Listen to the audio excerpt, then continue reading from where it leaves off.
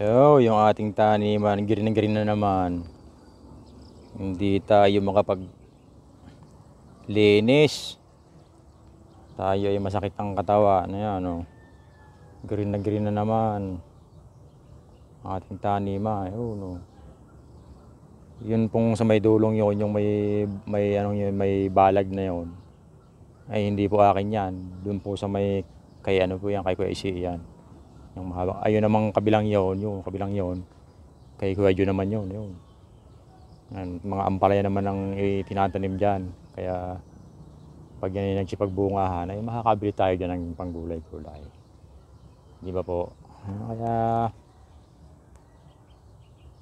kailangan lang talagang magtanim para tayo ay mayroong mabiling gulay. Yun lamang po. Bye bye. I love you. Mag-ingat po kayo lahat.